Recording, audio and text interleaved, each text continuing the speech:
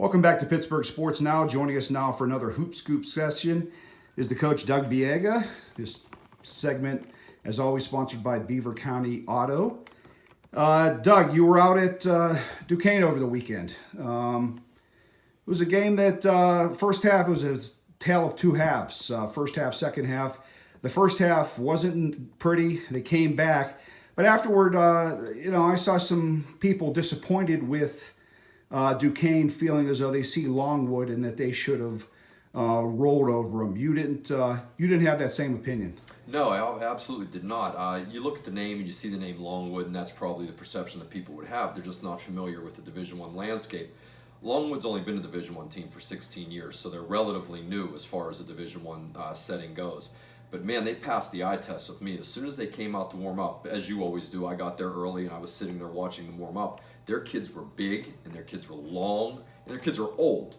They had a sixth year, I think his name is Jeter with a G, sixth year medical redshirt senior on their team. Now you're talking about a 24-year-old grown man out there against 18-year-old kids, as Duquesne tends to play a lot of freshmen, especially in the interior. Longwood was a good win for Duquesne. They could not have played any better than they did in the first half, Longview did. And they are going to beat some teams they shouldn't beat necessarily based on name brand recognition. And they already have a win at Richmond, which is a quality win. And they gave Duquesne everything they wanted. If it weren't for Coach Dambrot and his adjustments, that would have been an easy one to let get away. What in particular in the first half gave Duquesne problems? The length. Longwood's a long team. A statistic that I came across that day at the game was they have only allowed 4 dunks throughout the course of the entire season. That's not a lot of dunks at a Division I level, so that just tells you a little bit about their interior defense. And as I watched the first half, their dribble drive offense and their handoffs and their motion and their three-point shooting was remarkable. 47 points at halftime. I mean, you do the math. That's a 94-point clip. That's efficient in college basketball. In their defense, they protected the rim well. If it weren't for Williams Jr. and Norman getting his first start, that could have been a 20, 25-point lead at halftime. Those two kind of kept them afloat until they could get their legs under it and realize they were playing a quality opponent. You obviously you weren't in the locker room at the halftime, but if you're a coach, what do you imagine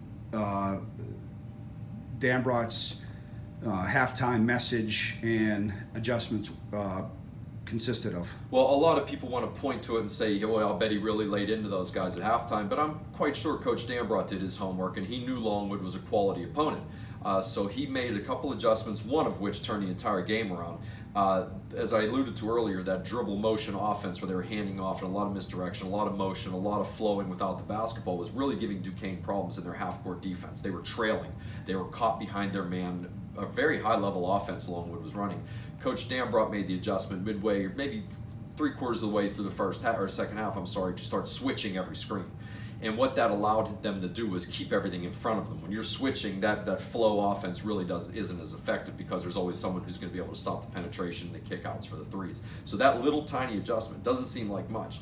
That shut down the entire offense. I want to say they only scored 20-some points in the second half. That was a quality adjustment that the coach made.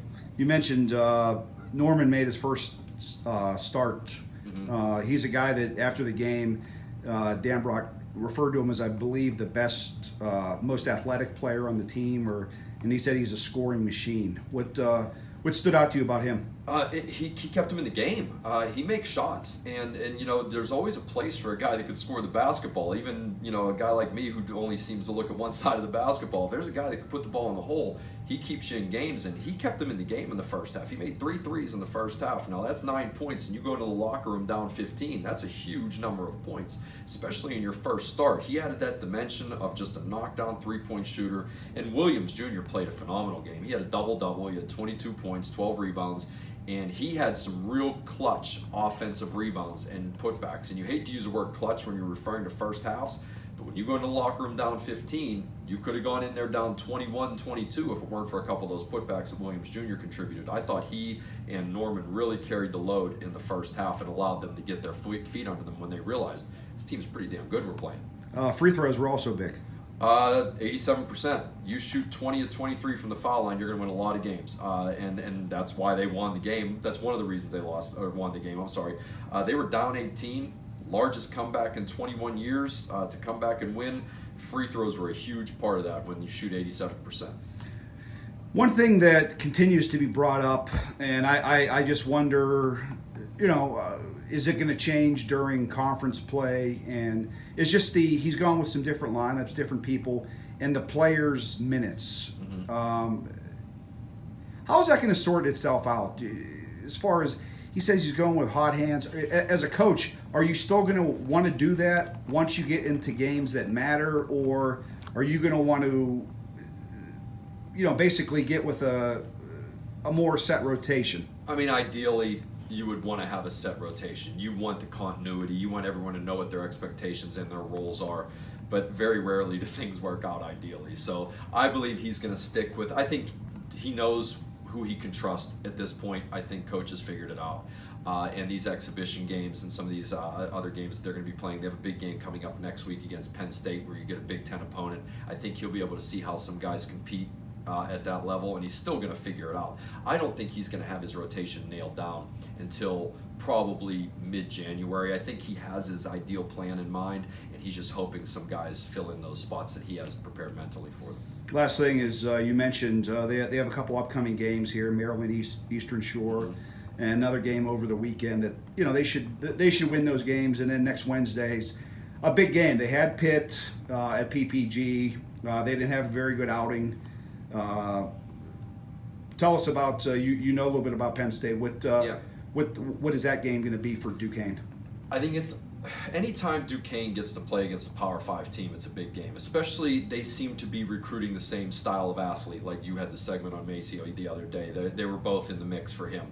When you're going against the same type of athlete, these games are always important because you want to win these games. It's big for Penn State because they may want to recruit in this area, the WPIL. It's big for Duquesne because they want to keep their quality players home. So anytime a big-time opponent coming from a big conference comes to your turf, you want to defend that turf in front of your recruits, and I'm quite certain Duquesne will invite some high-quality recruits to that game because it is a showcase game. It's at the PPG Arena, and they're going to be competitive. They competed with Notre Dame. They competed with Pitt for a while. I look at the Penn State game as a pretty close game. I don't think it's going to go very far either way. Did they match up well against They Penn match State? up really well against Penn State. Yeah, Penn State, they're just getting Watkins back, who is a very key element for them. He suffered a knee injury last year and has gone through some things in his rehabilitation. He's a quality rim protector, quality inside guy. He could be a difference maker, but they're both similar in the way that they play. They're both guard-heavy teams. All right, Coach, we will talk to you again. I think you and I will both attend the Penn State Duquesne game, and we'll check with you after the game. All right, thank you.